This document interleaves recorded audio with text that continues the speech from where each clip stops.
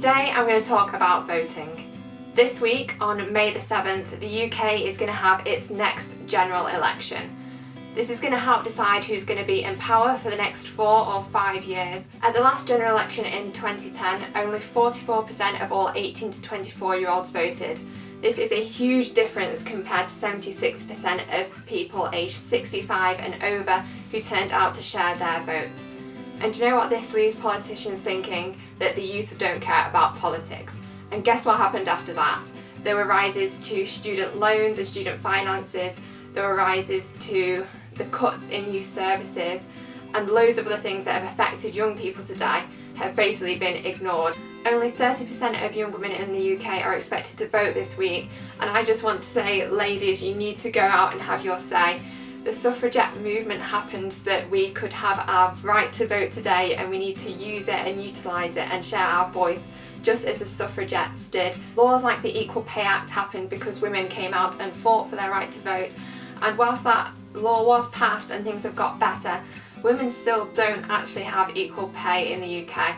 And it's 2015, girls, like, I want to be getting paid the same as a guy doing the exact same job as me would. Another reason I will definitely be voting this week is because I work.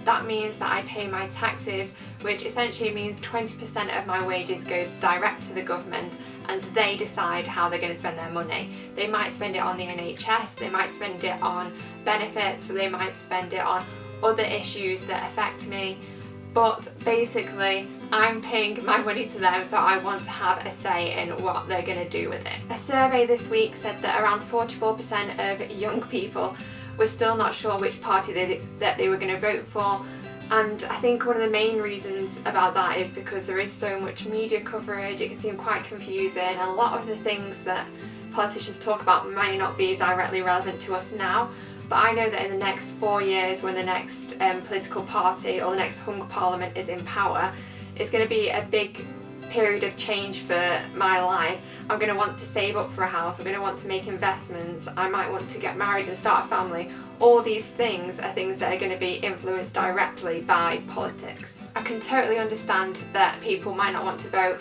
if they don't feel sure about who to vote for. Some of the jargon that politicians use is scary, confusing, and it can kind of go over my head as well.